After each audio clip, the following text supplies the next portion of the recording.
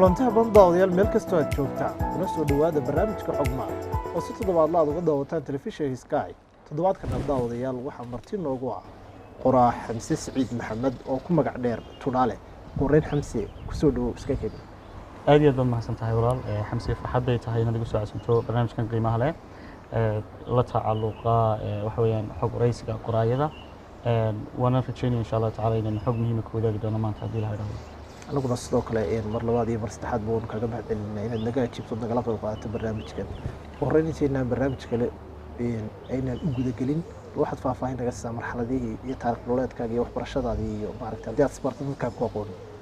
aad iyo aad baad mahadsantahay walaal magacaygu waa Xamse Siciid Maxamed Xamse Tunaale waxaan ku dhashay dowladda deegaanka Soomaalida Itoobiya waxaan ku soo barbaaran ku hana qaaday magaalada Hargeysa oo intaas oo dhan ku soo qaatay waxbarashadeedii iyo geedigii kala duwanaayay nololeed intii aan noolaa sidoo kale waxbarashadeedii heerka sare iyo heerka hoose iyo heerka dhexe waxaan ku qaatay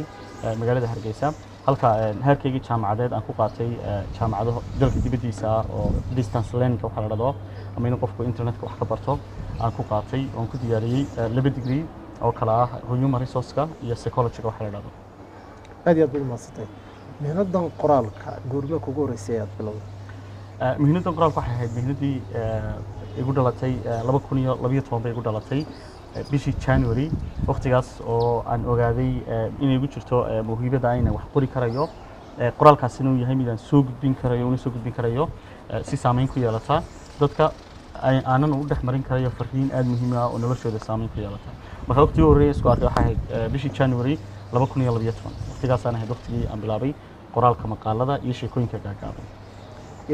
طبعا qof waliba wuxuu tilmaamay inuu ku dhaliyay inuu qoraalka bilaabo muhiba aad leedahay oo ilaa yaraantii aad lahayd ba mise waa waxaad jeclaatay oo mar dambe kugu dhalatay qaab nooceeya ayaa ku riixday inaad qoraalka aad gasho waxay igu riixay ugu muhiimsan wuxuu ahaa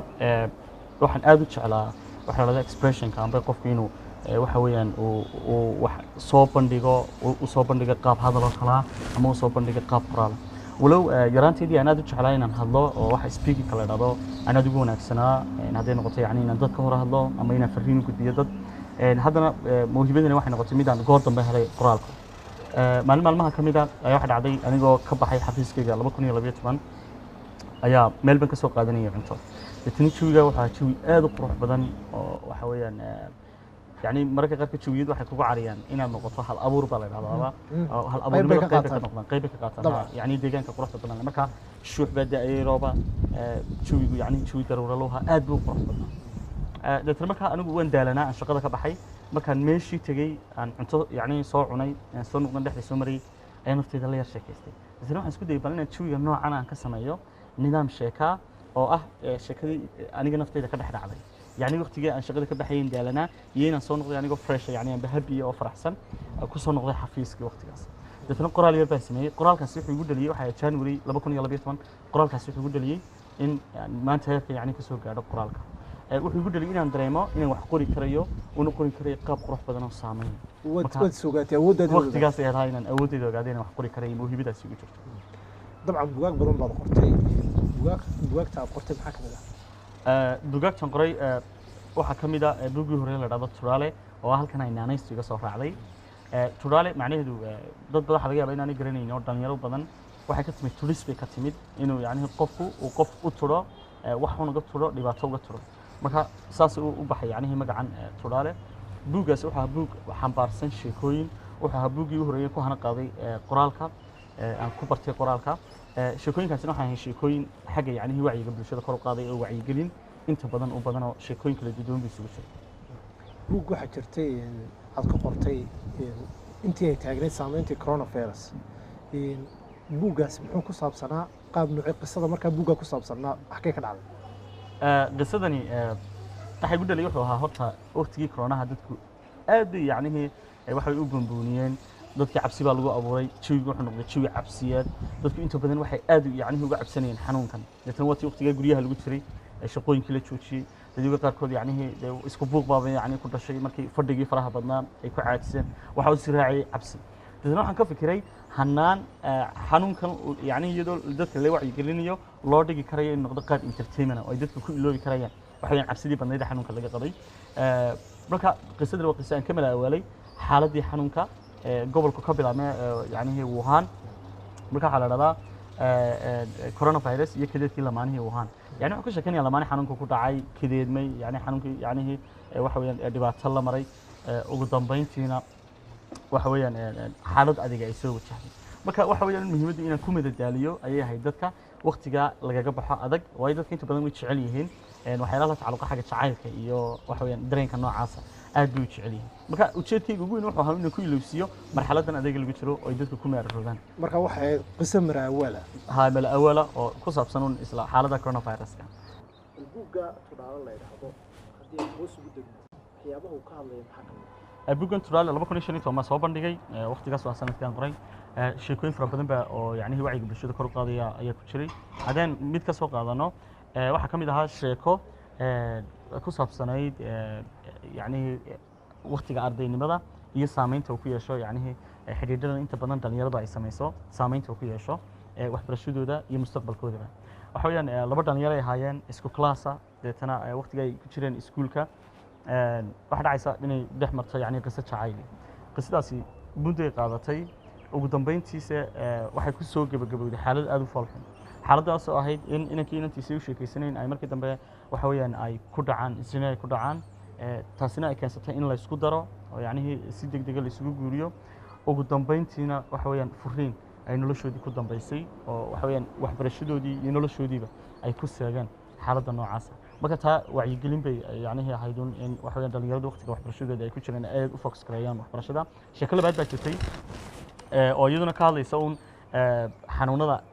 yacnihii maskaxda iyo aaminaadaha khaldan qofka ka aamina xanuunada qaar iyo qaababka ay dhakhaatiirtu yacnihii u xalliyaan waqtiyada ka mid ah waxa dhacaysa nin baa wuxuu soo kacayaa calooshoo yar xanuunaysa deetana wuu shakiya xusuusanayniyo calool xanuun baa kugu dhacay maxaad samaysaa gabadhiisi buu sheegay in calool xanuun baa yar haya marka waxaan doonaya inaan dhakhtar ka tago deetana dhakhtarkii buu u tegaya dhakhtarkii markuu u tago ayuu ku odhanayaa xaaladda noocaasa yani waxaan ku riyooday aniga calooshii xanuunayso deetana haddana waxaan soo kacay anoo weli calooshii yani sidii ii xanuunayso aan ku riyoonayay kaa waxaan doonayaa bal inaad wax dawaayo qabto ninkii baa yaab yar odhanaya riyaan ku yani bukooday macquul noqon mayso inaad imika haddana xanuunkii laftigiisa aad dareentay bal kiniinka qaado kiniinkii buu qaadanayaa markuu dhowr cisho cuno wax isbedel u yeelan waaya sidii buu ahaanaya dhakhtarka lagu tegayaa dhakhtarka kale uu ka yar aqoon badnaa dhakhtarkan deetana markuu uga sheekay ku odhanayaa xaaladani waa xaalad nafsiya bal waxaad samaysaa dhakhtar u tag cilmi nafsiga wax ka yaqaano si uu ku daweeyo laakiin stage yani maaha wax yani saameyn badan kugu yeelanaysa haaniyad ahaan stage buu ku yiri wax saameyn badan kugu yeelanaysa maaha dhakhtarkaas un raadso dhakhtarkii buu deetana raadsanayaa markuu dhakhtarkii raadsado dhakhtarku yimaado ayuu dhakhtarkii u sheegaya xaaladii deetana dhakhtarkii intuu u dhoolacday ku odhanaya xaaladani waa xaalad inta badan jirta waa xaalad ay dad badan ay la kulmaan yani isagoo u dejinaya psychologically qalbi ahaan u dejinaya oon yani tusayn la yaab tusayn si aan u argagixin qofka bukaakii deetana wuxuu ku odhanaya waxaad samaysaa caawa markaad sii seexanayso liindhanaantaasaad yani qaadanaysaa liindhanaantaa markaad qaadato dawo kale uma baahnida waad cabaysaa caawa deetana waa inaad ku riyotaa adigoo waxa weeyaan caafimaaday deetana liindhanaantii buu cabiya uu seexanaya wuxuu soo toosayaa isagii calooshiisii saxdahay deetana intuu calooshaas ku taabsoo odhanaya alla ilahay waxaasaa dhakhtar ahaa yani markaa tan waxay ka turjumaysaa xanuunada inta badan nafsaaniga iyo qaabka lagu qabto xanuunada caadiga iyo qaababka dhakhaatiirtu waxay la tacaali karayaan u cilaajin karayaan maadaama dadku inta badan ay isku khaldaan xanuunadii nafsaaniga iyo xanuunadii ahaa tooska ahaa ee jirka ku dhacay waxa jira buug kale oo qorteen oo la yidhaahdo uyigi naftaada buuggaasi qoobsanaya qofkuna qaab noocii ugu hiilanaya naftiisa uyigi nafarka buugga exactly uhili naftaada like waxa weeyaan waa ciwaan ka turjumaya inuu qofku naftiisa waxa weeyaan wax taro yani horumar waxa weeyaan uu ku dadaalo isbedel wanaagsan uu sameeyo marka uhilintan yani markaan leenahay waa qofku wuxuu naftiisa uga hiilinayaa waa xumaantii waxa weeyaan waa dib u dhacyadii waxa weeyaan inaanu qofku yani aanu meelun taagnaanin balse uu horumar iyo horsocod iyo hiraal dheer u yeesho nolosha buuggan waxaa ku jira maqaalo koobsanaya qaabkii qofku isbedel u sameyn lahaa hadday noqoto qaabka qofku u maareyn karayo hawlaha uu qaban karayo waqtigiisana uga faa'iidaysan karayo hadday noqoto qaababka qofku dib u dhacyada ula dhiil garayn karayo ama yacnihii ula tacaali karayo dib u dhacyada nololeeda nafsaaniga soo la tacalluqa noloshiisa haddii ay noqoto qaabka qofku uu samayn karayo isbedel shakhsiya marka tan waxay koobsanaysaa un qaabkii psychologically qofku uu samayn lahaa transformationka la yidhahdo amba isbedel yacnihii positive oo wanaagsan qaabkii uu samayn lahayo togan iyo qaababkii uu uga hortegi lahaa niyad jabka ku dhaca inuu saameyn xun oo noloshiisa ku yeesho marka wuxuu soo urursanaya waa maqaalada noocaasa oo isugu jira haddii muhiima oo ku jira xagga time management iyo ama maamulidda waqtiga dadka inteeda badanna ay ku dhiban yihiin buugaagu ma ka hadlaya ها marka laga hadlayo waqtiga inta badan maareynta waqtiga inuu raacnaa ciwaan ahaan waa time management baynu macnaynaa laakiin siday tahay maaha maareynta waqtiga waayo waqtiga Ilaahay subhanahu wa ta'ala ay maareeyo waa 24 saacadood maareyn marka laga hadlayo waxna lagu dari kariyo waxna laga jari kariyo 24 saacadood waxna kuma dari karno waxna kama jari karno wax laakiin aynu ka faa'iideysan karno inuu ku qaban karno hawlo wanaagsan qaabkan uga hadlayo marka waxa weeyaan markay noqoto time managementka ama ka faa'iideysiga waqtiga anoo ereyga u adeegsanaya ama erbixinta noocaasa qofku waxaan aaminsanahay inaanu inta badan dhalinyaradu markay sameynayaan qaababkay waqtiga uga faa'iideystaan waxay sameeyaan waqtiga waa inaan qabtaa waxa waqti hebel waa inaan waxa qabtaa waqtiga waa inaan sidaa sameeyaa yani anu marka waxaan yani keenayaa aragtida ah in qofku uu noqdo productive inaanu qofku odhan waqtiga sidaa isaas waxaan doonayaa inaan waxa qabto laakiin uu maalinkiisa qofku uu ku qabto wax wanaagsan uu ku qabto marka dhalinyarada inta badan marka xaaladda noocan la taagan wax isku khaldaan laba shay wax ritual la yiraahdo iyo wax non ritual la yiraahdo ritualku wuxuu noqonayaa waa waxa noloshaada ku jira maalin kasta qabato non ritualku wuxuu noqonayaa waa waxyaalaha ka soo dul dhaca yani dheeraadka ku aan noloshaada hadday noqoto asxaab la kulankeed hadday noqoto boqoshada ehelka hadday noqoto yani wax akhris degdega hadday noqoto xaalad kale emergency iyada waxa ku socodka noloshaada keenaya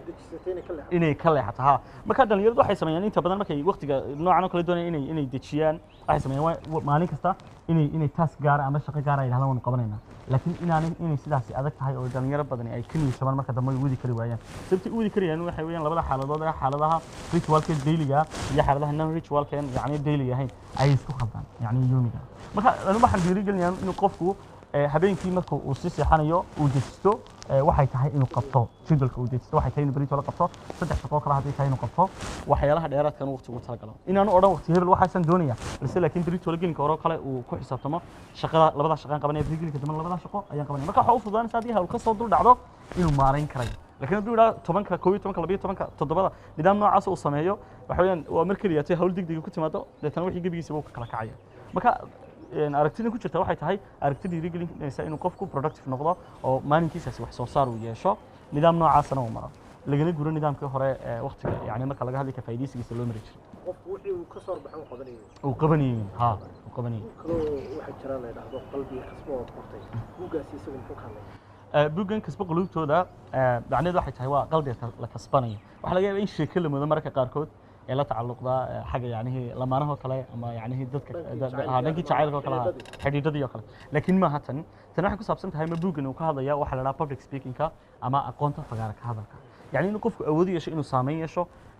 uu saameyn ku yeesho hadalka inuu yani awood yeesho inuu balaaqo yeesho inuu awood yeesho inuu fariin sida ugu wanaagsan u gudbiyo inuu awood yeesho inuu garanayo cid uu la hadlayo cid ay tahay sidoo la hadlayo kelmaduhu adeegsanayo waqtiga tahay inuu hadlo iyo sidoo kale qaabku diyaarinayo hadalkiisa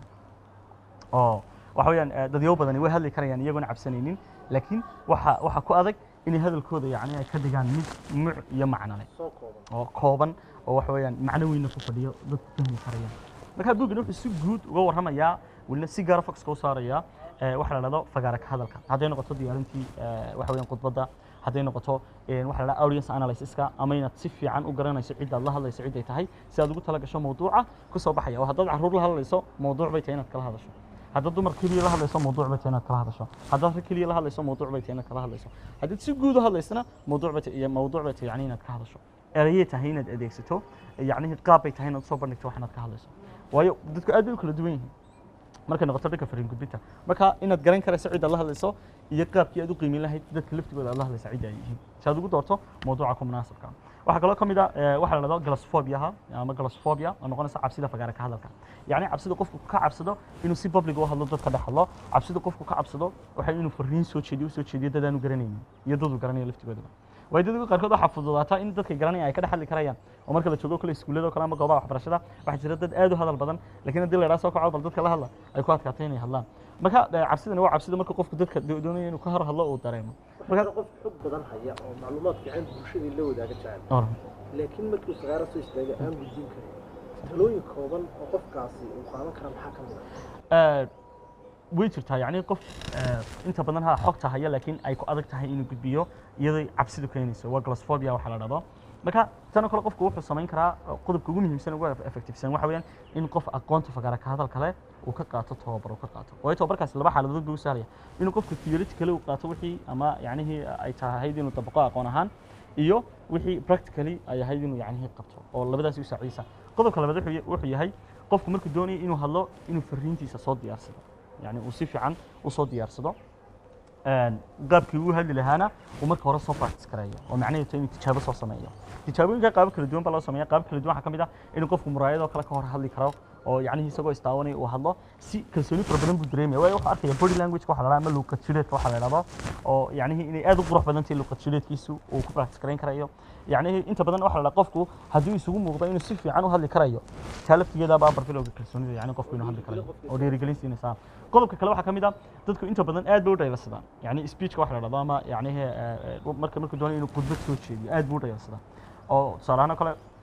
waxa dhacdo kale ardaydoo kale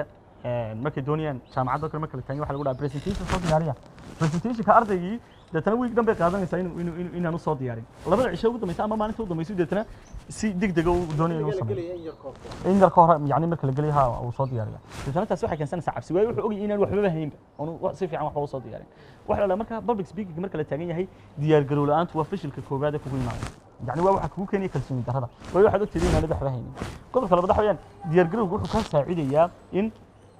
ay ku fududaato qaababka yani kala hormaynta kelmadaha yani kelmadaha ay adeegsanaysid qaabka aad u oranayso erayada yani laftigooda yani kelmaduhu ba noqonaya aad adeegsanaysid waxa weeyaan qodobada aad soo kala horreysiinaysid qaabka aad soo kala horreysiinaysid halkaad ka bilaabaysid iyo halkaad ku soo gabagabeynaysid marka qodobadaas saacid qof kalsooni dareemaya exactly qodobka ugu dambeeya qofka cabsida dareemaya kala kula talin lahaa waxay tahay inuu qofkani uu waqti nasasho qaato oon waqtigiisa ku diyaarin yani aanu wadagelin inuu diyaariyo balse laakiin waqtiga uu labo saddex u qaybiyo oo waqtiga ku diyaariyo iyo waxa weeyaan waqti uu ku baaktareeyo wixii uu ku tijaabiyo iyo waqti uu nasasho qaato oo ku dadaalo isleedahay dalkeenu wuxuu u baahan yahay xarumo dadka tababar noocaas lagu siiyo maadaama ay tahay arrin loo baahan yahay dalalka caalamka inta badan leeyihiin hadday xildhibaaniyo hadday arday yihiin intaanay hor lasii tababaro oo ay testigaasi qaataan isleedahay u baahan tahay exactly ha way u baahan yahay dalkeenu tusaalahan kale 2015 ka bilaabay waxay ahayd xaruntii ugu horeysay xaruntaydu laga bixiyo tababarada noocan oo kale ah waxaana la yiraahdaa xarunta Tudal Academy baa la yiraahdaa dadii ku dhow 1,100 qof ilaa 1,200 qof baan train gareeyay oo meelo kala duwan ku train gareeyay tusaale kan hadday noqoto Hargeysa hadday noqoto waxa weeyaan Burco hadday noqoto Gibiley yani gobolo badan oo yani Soomaaliland aan maray oo xataa ka baxsan boo dalkan jaarkeena Soomaaliya laftigeeda aan yani tababar noocaas oo kale aan ku soo qabtay marka waynu u baahanahay laakiin dadkeenu ma dareensanay ilaa wali yani taas oo dadkeenu waxa la waa oral society oo u doonaya qofku inuu iska hadlo marka public speaking kuma hayna inda adeegnimo ah inaad hadli karayso laakiin waxa wax la tacalluqa oo ku salaysan aqoon ku salaysan marka waynu u baahanahay ha way waxa u baahan siyaasiyiinta baa u baahan waxa u baahan ganacsatada baa u baahan waxa u baahan Allahumma salli ala Muhammad qof kasta oo saameyn leh oo doonaya inuu bulshada u soo gudbiyo fariin uu soo gudbiyo marka waan aaminsanahay waxa jirtay ka xamsi ahaan ama qoraalada kalaba qorayaasha kale aad u taagan oo marka qofka qoraaga uu qoro haddii go'aan laga sameeyo ama feedback lagu soo celiyo in qorayaasheen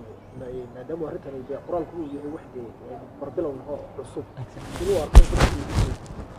marka dadka qaar u bisilay jiraan marka go'aan lagu sameeyo inuu si feedback ka soo noqdo qaarna dhaleeshii ama qeexa wixii sida uu sameeyay adigu sidoo u aragtaa feedback lagu sameeyo qoraalkaaga inta badan marka laga hadlayo ha feedbackaasi waa wax aad horta muhiim ah labaan u noqdaa mid waa mid negative mid waa mid positive mid waa mid wanaagsan oo waxa weeyaan lagugu hambalyeeyo oo hore soco lagu leeyahay oo inta ka sii badi mid waxa waa mid lagugu saxayo marka ka daliisha waa wax aad muhiim ah waa wax ka dhiman qofkana inta badan waxa qofka hadaan u daliisha qaadin karinin kalsooni darro fara badan baa haysa waayo qofkani uu soo geeyay inuu dhameystirnayn marka waxa la hadii aan doonayn in waxa weeyaan lagu feedback lagaga soo celiyo yani arrimaha samaysay dadka hor iman dadka sababtan u hor imanaya yani waxa weeyaan ba yani inta badan dad yogan u hor imanayaan wasay wax ugu soo bandhigaan waxay soo bandhigayaan khaladaad buu leeyahay qofku waa aadan marka khaladaadkaasi qofka laftigiisa way kabayaan hadii uu qaato dhaliisha dadka kaga imanaysa laakiin dhaliisha laftigeeda marka qaar kood noqoto personal attack oo waxa weeyaan wixii dhaliile adiga lagu caayo shakhsiyadaada iyo dadnimadaada يعني هو مد ماشي كبحث ويان لكن في اللي بيقول صحيح أقوان تضيون يتهين بقادتها ومد كده ما يستريسا هرنا يعني هي كوسي قاعد كلا ساقطة exactly هواي موضوع وحقري كاجا أقوان بدن ضد كاجا خبير سن ضد كاجا عقلي بدن وحوي ضد يفرق بدن بآخره هي ضد يعني كعقلي هو سيء dad kula caqliya waxaasoo dhan ba dhex imanaysa dadkii baad soo dhex dhigtay marka waxaan haddii la analyze gareeyo oo yacni falanqayn lagu sameeyo feedback lagaga soo celiyo lagugu saxayo dee waxay tahay inaad qaadato sababtoo adaa bay aqoon ku tahay aday aqoon ku tahay midkii qof dhamaystiran boqolkiiba waxaa jira qorayaal badan oo dhalinyaro oo jecel inay muhiimadda qur-aanka soo galaan oo dariiqeedii haya maxaad kula talin lahayd dhalinyarada dariiqa haya ay ku doonayaan inay qoraa ku noqdaan waxa ugu muhiimsan markaad qoraa doonayso horta waxa weeyaan waa inaad qoraayadu door bay u qaybsamaan inta badanna dadkeenu macni ma daadsana ama kuma baraarugsana weliba dhalinyarada marka leegi marka qoraanka soo galayaan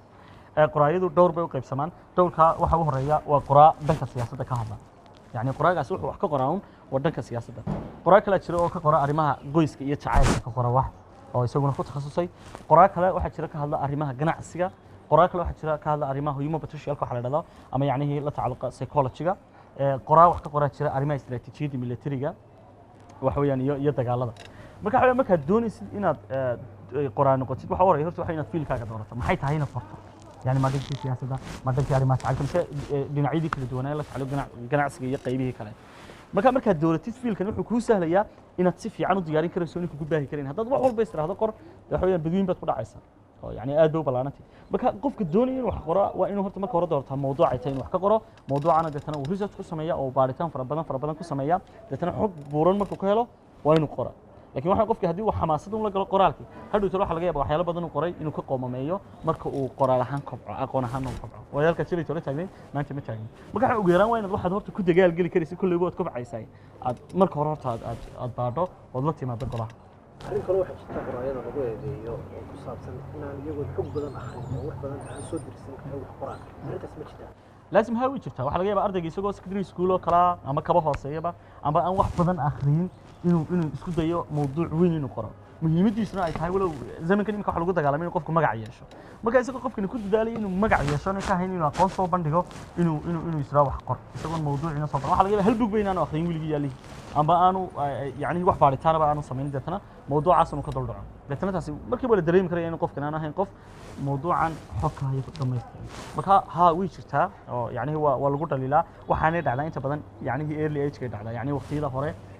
qofku doonay inuu qoraan noqdo uu soo yani baxay ayuu xamaasadii qalinka la soo galaya marka inaad xamaasadda qalinka la soo gasho waxa ka muhiimsan inaad qalinka aad ku bilowdo aqoon iyo xog dhamaystiranadii waa hayo waxaan soo gaarnay gabagabadii barnaamijkeena maxaad fariin ama talo aad u diraysaa baxda quraanka ee ka tirsan tahay si halkan la taagay kor looga sii socon lahaa ama talooyin aad jeceshahay ama dhaliilaad jeceshahay in la soco maxaad baa qodobay laba qodob baan ku soo gabagabeynayaa labada qodob wuxuu la hadlayaa qoraayada qodobna wuxuu la hadlayaa dad yoga wax akhrista iyo dad yoga kale laftigooda maaliyadii hayaan lacagtii haya iyo kharashaadkii marka qoraalka laga hadlayo dhalinyarada wax qorta waxa ugu weyn inta badan soo wajaha waxa weeyaan waa markii qoraalkii ay bug soo qoraan in bugtii ay kharash weyn ay ku daabacaan marka yani inaynu samaysano goob qaranku uu yeesho waxa weeyaan dawladdeenu ay dhiirigeliso oo ay dardar geliso oo waxa weeyaan librariyada la dhisiyo laftigooda lagu daro qayb daabacda bugaagta daabacda aadka muhiimka ah ee qoraayadeena yani dalkeenu ay qoraan si lagu soo saaro waayo waa aqoon baaqatay noqonaysa oo aqoontii qofku markuu wixii qoro haddii la daabici waayo ama uu daabici kari waayo yani qofka niyad bay ku noqonaysaa waxa kale ku noqonaysa in aqoontaas noqoto aqoon baaqato oo dadku ka faa'iideysan marka tan aan kula hadlayo waxa weeyaan waa bulshada aan kula hadlayo waxa weeyaan ciddii wax haysa hadday noqoto ganacsatada ama hadday noqoto dawladda ama hadday noqoto cid kale oo ka madax bannaanba in ciddii wax tari karaysa qoraayada bugaagta muhiimka ay u daabacdo uguna daabacdo bilaash waayo qofkii dhalinyarta ahaa waxa laga yaabaa inuu isagiiba arday yahay ama aanu camal ku filanba aanu haysan kharashaadku ku daabici lahaa buugga la sameeyo meel lagu qiimeeyo loo arko buugga inuu dadka wax u taraya qofka laga caawiyo لازم ها in laga caawiyo la sameeyo yani maadaama library la dhisay waaweyn in lagu daro qayb yani tifatirta oo aad u eegtay yani bugaagta muhiimka hadii muhiim noqdaan loo daabaco waxa in qofka dhalinyarta qayb kalena qoraayadan la hadlaya marka qoraalka kulli la bilaabiyo aad bay u adag tahay laakiin mararka qaarkood waxa laga yaabaa inay isbiigtaba oo waxaan wax maskaxdii waxa weeyaan yani lagu analyze gareeyo ka imanaya oo la doonayo waxa weeyaan inta la soo bislay in dadka loo soo bandhigo marka qoraayada waxaan kula talinayaa intaanay tallaabada qaadin qoraalka bal horta inay bartaan qaab qoraalka inay bartaan oo ay qaataan tababar ku saabsan qaab qoraalka dad aqoonteedii ay ka qaataan qodobka labaad wuxuu noqonayaa inay iska ilaaliyaan inay xamaasad la soo galaan waxa weeyaan qoraalka oo iyagoo doonaya inay magac u yeeshaan ay soo galaan yani magac waa lagu heli karaa xumaan iyo samaanba